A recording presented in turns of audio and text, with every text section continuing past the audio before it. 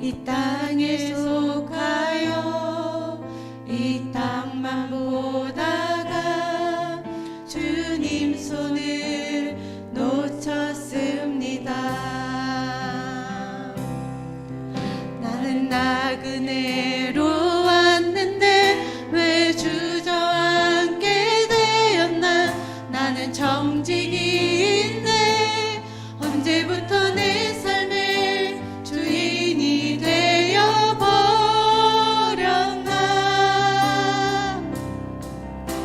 믿음이 없이는 기쁘시게 못하나니 고된 수고도 다 헛될 뿐이라.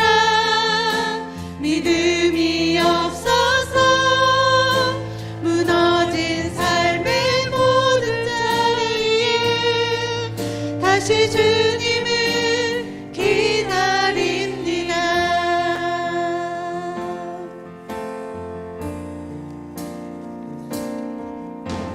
주님, 제 마음이 너무 둔해서 주님을 볼 수 없습니다. 이 땅에 속하여 이 땅만 보다가 주님 손을 놓쳤습니다. 나는 나그네로 왔는데 왜 주저앉게 되었나. 나는 정직인데 언제부터 내 삶의 주인이 되어버렸나.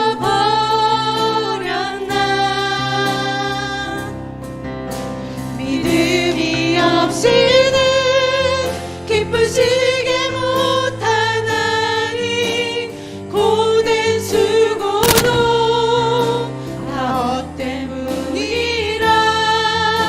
믿음이 없어서 무너진 삶의 모든 자리에 다시 주님을 기다립니다. 믿음이 없이는 기쁘시게 못하나니 주를 찾는 자 반드시 만나리. 믿음이 없어서 무너진 삶의 모든 자리에 다시 주님을 기다립니다. 다시 주님을 기다립니다.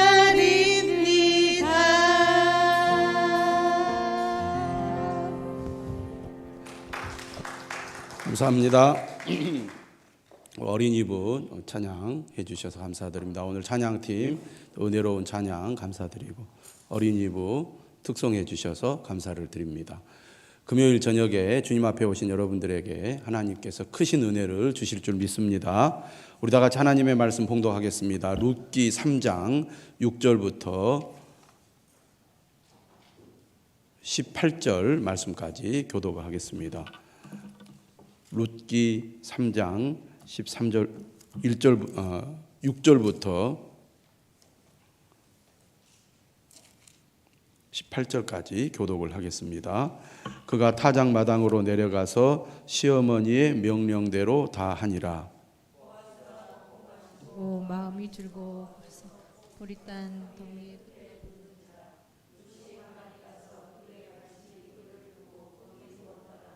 밤중에 그가 놀라 몸을 돌이켜 본즉 한 여인이 자기 발치에 누워 있는지라.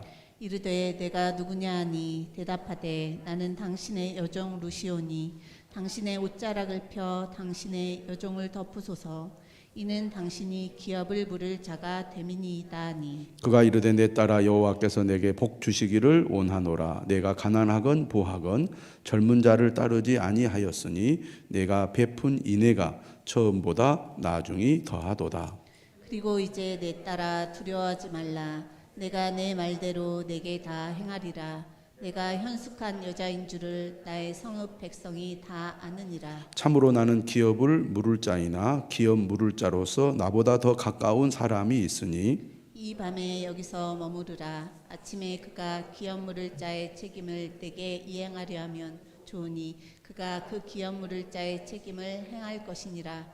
만일 그가 기업 물을 자의 책임을 내게 이행하기를 기뻐하지 아니하면 여호와께서 살아계심을 두고 맹세하노니 내가 기업 물을 자의 책임을 내게 이행하리라. 아침까지 누워 있을지니라 하는지라. 룻이 새벽까지 그의 발치에 누웠다가 사람이 서로 알아보기 어려울 때 일어났으니 보아스가 말하기를 여인이 타작 마당에 들어온 것을 사람이 알지 못하여야 할 것이라 하였음이라. 보아스가 이르되 내 겉옷을 가져다가 그것을 펴서 잡으라 하매 그것을 펴서 잡으니 보리를 6번 되어 룻에게 지어주고 성읍으로 들어가니라. 룻이 시어머니에게 가니 그가 이르되 내 딸아 어떻게 되었느냐 하니 룻이 그 사람이 자기에게 행한 것을 다 알리고 이르되 그가 내게 이 보리를 6번 되어주며 이르기를 빈손으로 내 시어머니에게 가지 말라 하더이다 하니라. 함께 읽겠습니다. 이에 시어머니가 이르되 내 딸아 이 사건이 어떻게 될지 알기까지 앉아 있으라. 그 사람이 오늘 이 일을 성취하기 전에는 쉬지 아니하리라 하니라. 아멘. 금요 기도회에 우리 성도들이 열심히 참여하여 기도할 수 있기를 여러분들이 꼭 기도해 주시기를 바랍니다. 제가 주중에 국민일보 기사를 보았습니다. 국민일보를 보면 미션 라이프라고 교계 소식을 알리는 지면이 있는데요. 거기에 금요 기도에 열심을 내는 교회를 소개하는 기사를 보았습니다. 부산의 수용로 교회라고 있습니다. 우리가 예전에 우리 교인들이 함께 방문한 적이 있었는데요. 그 교회 밤에 가니까 밤늦게 얼마나 많은 사람들이 기도를 하는지 알 수가 없을 정도로 엄청나게 열심히 기도하더라고, 평일인데. 그리고 우리가 이제 새벽에 일어나서 새벽 기도회를 갔거든요. 그래서 1부 새벽 기도회, 2부 새벽 기도회, 3부 새벽 기도회 이제 우리 교인들과 함께 갔는데 한 1000명 이상의 교인들이 새벽 기도를 참여하고 성가대, 새벽 기도회 성가대만 100명이 넘더라고요. 그 교회가 그렇게 열심히 있는 교회인데 이제 이번에 올로 목사님 돌아가셨거든요. 정필도 목사님이 기도를 많이 하는 목사님이고 부산 지역이 불교가 강한 지역이기 때문에 기독교 인구 퍼센트가 한 5, 6%밖에 안 됩니다. 그러니까 미신 숭배가 심하고 불교 이 성향이 강하기 때문에 전도가 잘 되지 않아요. 그런 어려운 환경 속에서 그 교회가 10,000명 이상으로 크게 부흥할 수 있었던 것은 역시 기도의 힘이라고 할 수 있습니다. 강력한 기도가 영적인 방해를 물리치고 믿음을 굳게 세운다는 거죠. 기도가 얼마나 중요한지 모릅니다. 근데 지금 그 교회 목사님 이규현 목사님이라는 분인데 그분이 이제 그곳에서 이제 부목사님을 하다가 호주에서 크게 이제 목회를 잘 하시다가 청빙을 받아서 지금 목회하고 있는데 여전히 그 교회에는 기도하는 전통이 있습니다. 금요기도에 보니까 예배당 본당이 엄청 크거든요. 가득 차 있어요. 사진을 보니까. 그리고 젊은 이 부인이 갓난아이를 이렇게 앞으로 업고 간절히 기도하는 그 모습을 사진으로 찍었어요. 갓난아이를 데리고 와서 예배에 참여하고 기도한다는 건 쉬운 일이 아니죠. 근데 많은 사람들이 여러 가지 이유로 예배당에 오지 못합니다. 또 기도하러 오는 일을 꺼려합니다. 일들이 많다는 거죠. 그런데 정말 기도가 소중하다고 하는 사람들은 그런 것에 개의치 않는 거죠. 갓난아이, 정말 1살밖에 되지 않는 그런 어린아이를 업고 와서 그 어린아이를 앞에 이렇게 메고 간절히 기도하는 그 기도, 얼마나 귀한 기도입니까? 또 보니까 학생들이 기도를 하러 왔어요. 교복을 입은 채로 기도하러 와가지고 앞에 이렇게 나와서 막 기도를 하는 겁니다. 그 장면을 보니까. 그래서 이렇게 이제 서로 얘기를 하는 거죠. 중간고사 잘 봤느냐고. 그러니까 중간고사를 보고 밤에 금요일 날 기도하려고 학생들이 교복을 입은 채로 와서 기도를 해요. 그런 기도하는 분위기가 그 교회가 있는 거죠. 그러니까 그 교회가 위대한 일들을 하고 또 여러 가지 어려움 속에서도 굳건하게 믿음을 세워가는 그런 교회로, 성도들로 살아가는 것입니다. 저는 무엇보다도 기도가 중요하다고 봅니다. 믿음이 바르게 서기 위해서는 기도가 중요합니다. 우리가 살아가면서 여러 가지 문제들을 많이 겪고 또 어려움에 봉착하게 되는데, 믿음의 사람들이 믿음으로 그 어려움들을 돌파해 나가고 흔들리지 않는 믿음을 우리가 가져야 되는데, 무엇으로 그 믿음을 우리가 지키겠습니까? 기도입니다. 그래서 우리가 우리 자녀들도 기도의 자리로 나오도록 우리가 잘 이끌어줘야 되고, 또 우리 부모된 우리들이 먼저 본이 되어서 기도하는 삶을 살아야 할 것입니다. 기도보다 더 중요한 것이 없다, 이런 믿음이 필요해요. 근데 여러 가지 이유로 기도하는 것을 등한시한다 그 말입니다.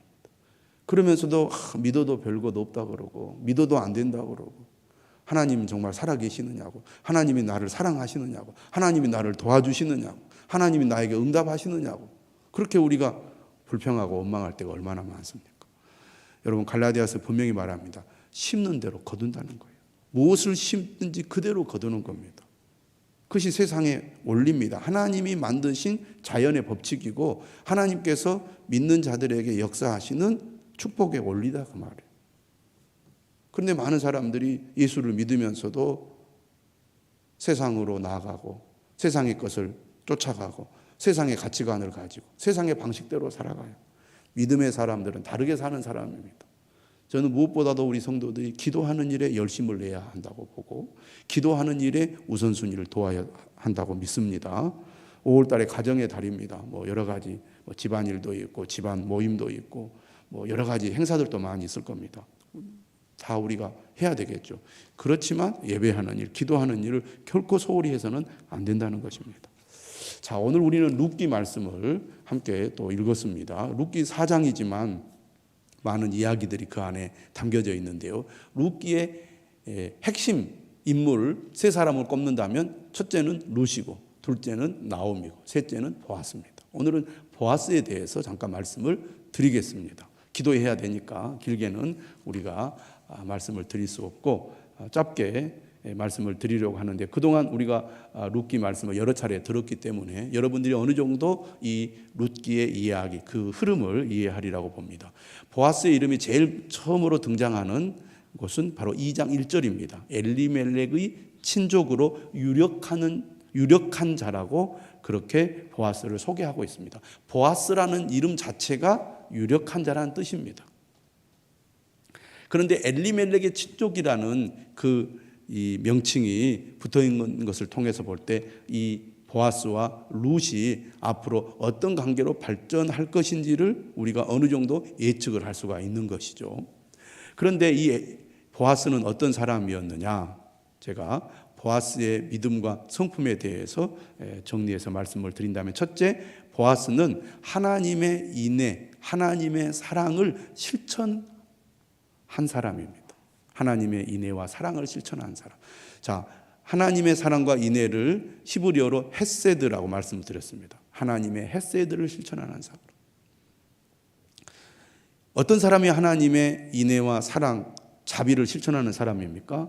하나님을 믿는 사람이죠.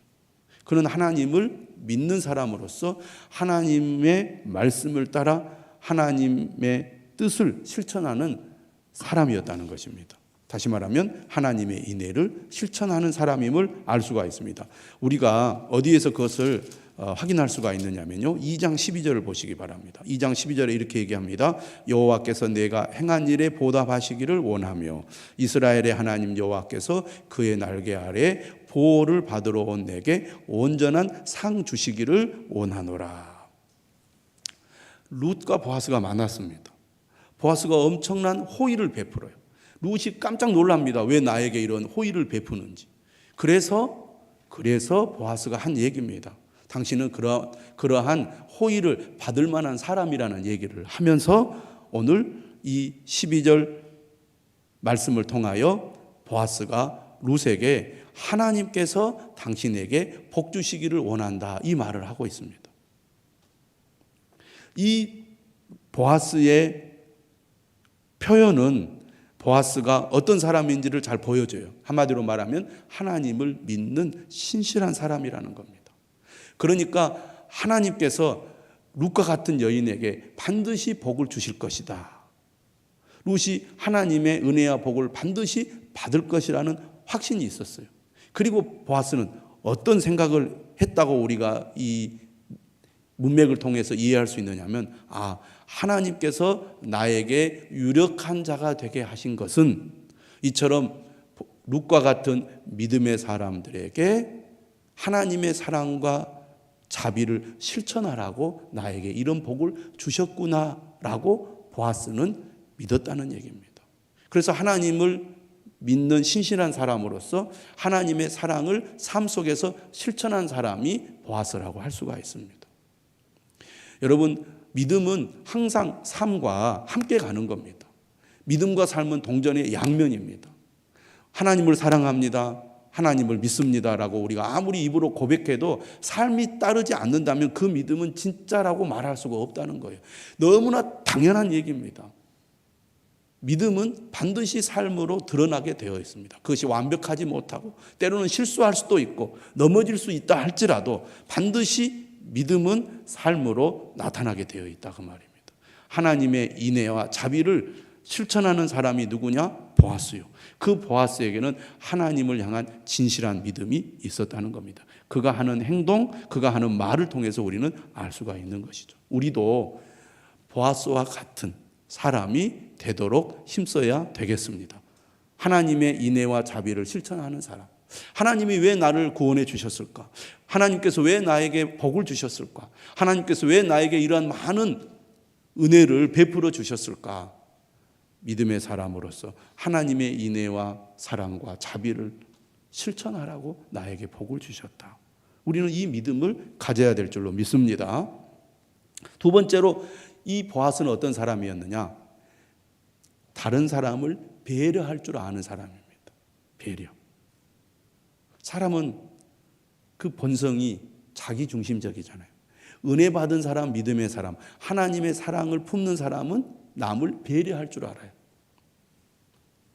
제가 하나 이야기를 해볼까요? 여러분, 주차를 하는데도요, 배려가 필요합니다. 교인들 주차하는 습관을 제가 이렇게 봐요. 그러면 사람들은 어떻게 주차하느냐? 제일 좋은 자리에 주차하려고 합니다. 나가기 좋은 자리에 주차하려고 합니다. 빨리 예배당에 들어와서 나갈 수 있는 자리에 주차를 하려고 한다, 그 말이에요. 그게 보통 사람들의 기본적인 심리죠. 그런데 여러분, 정말 하나님의 은혜와 사랑을 실천하려고 하는 사람은 주차할 때 어떻게 합니까? 내가 주차하는 것 때문에 다른 사람이 불편하거나 혹시 곤란한 일을 당하지 않을까를 생각하면서 주차하는 사람이에요. 운전을 잘 못하는 사람, 교회에 늦게 오는 사람, 그렇죠? 새로운 사람, 여자들, 운전이 서툰 사람들을 위해서 좋은 자리를 차지하지 않고 나는 좀 먼 거리라도 주차를 하고 내가 걸어서 예배당에 올라가겠다. 그게 성숙한 그리스도인이죠. 제가 늘 얘기하잖아요. 직분자들은 꼭 아래다 주차하십시오. 그런데 늦게 오거나 바쁘다 보면은 그냥 가까운 데다 주차하게 되거든요. 그런데 여러분, 주차하다가요, 사고 난 적이 있었어요. 몇 차례. 주차가 이렇게 어떻든 곤란하게 돼가지고 예배 끝나고 나오다가 다른 차하고 부딪히는 일들이 여러 차례 있었습니다. 나는 그냥 나만 생각하고 예배당에 오기 위해서 주차했지만 배려 없는 나의 주차 때문에 다른 사람은 곤란한 일을 당하는 경우들이 발생한다, 그 말입니다. 그러니까 우리가 사소한 기본적인 삶의 행동에도 배려의 정신이 필요해요. 그렇죠? 배려의 정신. 내가 이렇게 하는 행동이 다른 사람에게 혹시 피해를 주거나 어려움을 겪게 하지 않을까? 내가 이렇게 함으로써 다른 사람이 이롭게 되거나 혜택을 볼 수 있지 않을까를 배려하는 그 마음, 이것이 하나님의 은혜를 실천하는 행동이라고 할 수가 있겠죠. 함께 우리가 살아가는 데 있어서는 배려가 얼마나 중요한지 모릅니다. 보아스는요, 룻을 만났을 때 이렇게 얘기합니다. 다른 밭으로 가지 말고 내 밭에서 일하라고. 여러분, 이 집 저 집 다니면서 구걸하는 거예요. 이삭을 줍는다는 것은 남의 밭에 들어가서 어떻든 이제 그 추수하고 남은 것을 줍는 거지만 주인이 허락해야 되잖아요. 이방 여인으로서 아는 사람도 없는 상태에서 조금 이삭을 좀 줘도 될까요? 좋은 주인 같으면 그렇게 하십시오 하지만 눈치 보이잖아요. 또 일하는 사람들에게도 걸리적거리기 때문에 그 사람들에게 또 핀잔을 들을 수도 있습니다. 이 집 저 집 다니면서 그 이삭이 남아봐야 얼마나 많이 남겠어요.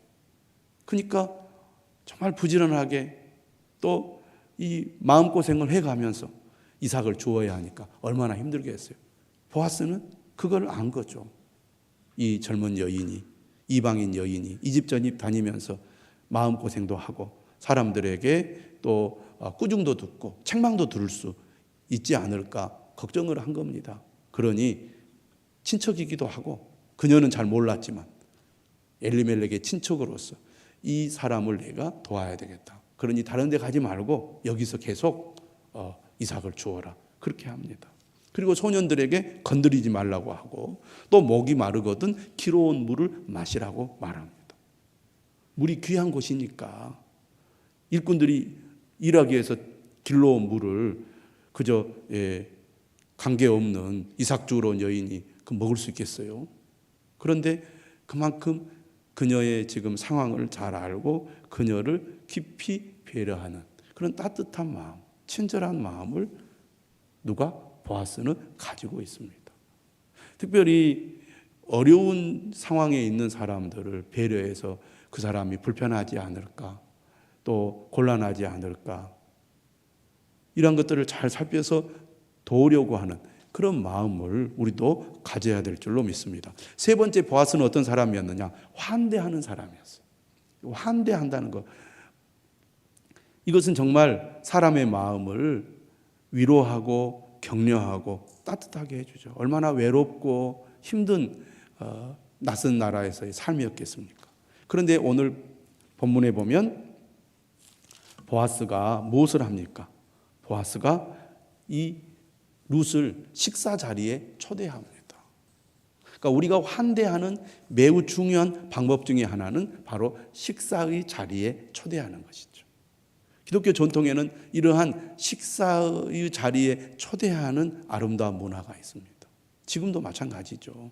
우리가 낯선이 어려운 가운데 있느니 힘든 상황에 있는 사람을 초대해서 식사를 대접하고 그의 마음을 위로하고 격려하는 것 얼마나 중요한지 모릅니다.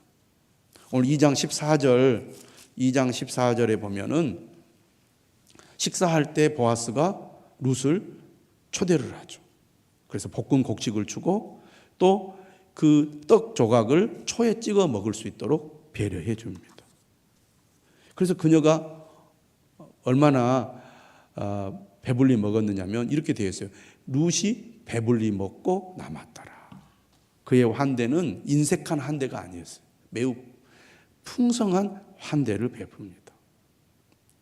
이 보아스에게는 따뜻한 마음이 있었던 것이죠. 그리고 뭐라고 이야기하냐면 15절에 보면 곡식단 사이에서 줍게 하고 책망하지 못하게 할 뿐만 아니라 심지어 이런 지시까지 합니다. 일꾼들에게 곡식 다발에서 조금씩 뽑아버려서 그에게 줍게 하고 꾸짖지 말아라. 일꾼들이 보리를 싹 비워가지고 남은 것 없이 다 걷어가 버리면 이삭을 줍는 사람에게 줄 것이 얼마나 있겠습니까? 그런데 이 곡식을 뱄는데 일부러 그 보리를 바닥에다가 버리라는 얘기예요. 더 많이 줄 수 있도록. 얼마나 참 따뜻하고 그리고 배려심이 강하고 그리고 정말 환대하는 그런 마음을 가지고 있습니까?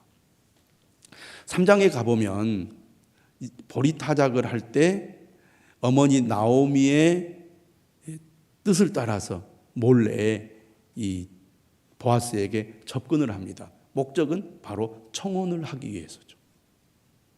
그런데 매우 이것이 위험한 일이었다고 제가 말씀을 드렸죠, 새벽에. 그런데 3장 10절에 드디어 이제 깜깜한 밤중에 서로 이제 마주치게 됩니다. 왜냐하면 발치에 누워 있었기 때문에 일어나서 볼 수밖에 없었던 것이죠. 근데 이제 10절에 이렇게 얘기합니다. 룻이 엎드려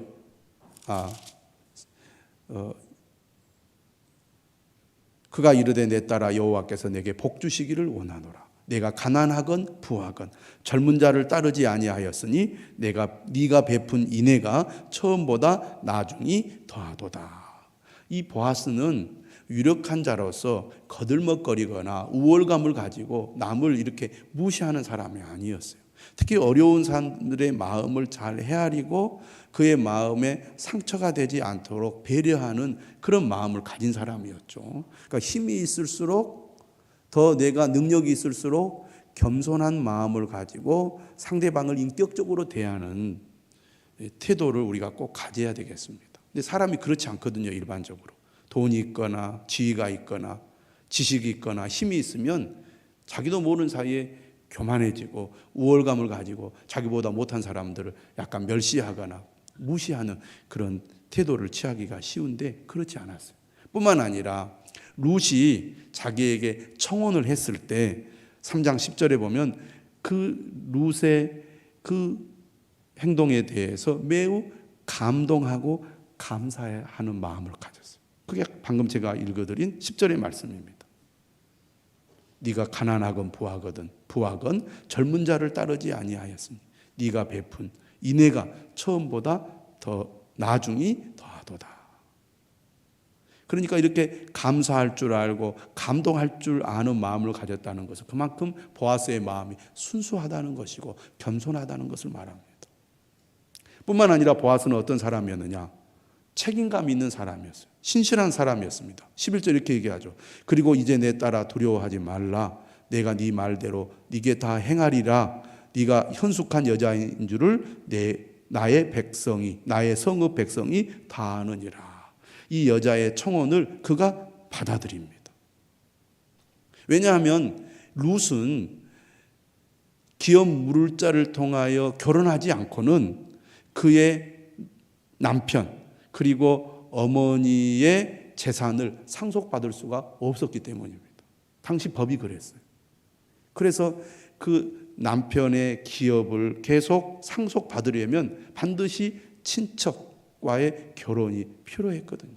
그래서 어머니의 말씀에 순종하여 보아스에게 찾아갔고 보아스에게 청혼을 하게 된 겁니다. 여기에 대해서 보아스는 책임감을 가지고 룻의 요청을 받아들인 것입니다. 그러면서 12절에 보니까 12절 13절은 보아스가 어떤 사람이라는 것을 말해주냐면 정직한 사람이라는 것을 말해줍니다. 정직한 사람. 무슨 얘기냐면 12절 이렇게 얘기해요. 나는 기업을 물을 자이기는 하지만 나보다 더 가까운, 다시 말하면 우선순위, 나보다 더 1순위에 있는 또 다른 기업 물을 자가 있다. 그러니 그 사람에게 먼저 내가 물어보고 그 사람이 하지 않겠다고 하면은 내가 이 기업을 물을 것이다. 그리고 너와 결혼할 것이다. 그런 얘기입니다. 그런 걸 보면 이 보아스는 정직하고 진실한 사람이었다는 것을 알 수가 있습니다. 그리고 14절에 보면 이제 한밤중에 남자들만 있는 타작 마당에 지금 젊은 여인이 몰래 들어온 거잖아요. 그러니까 이것이 사람들에게 알려지면 곤란하게 될 수 있기 때문에 14절에 보면 이렇게 얘기합니다.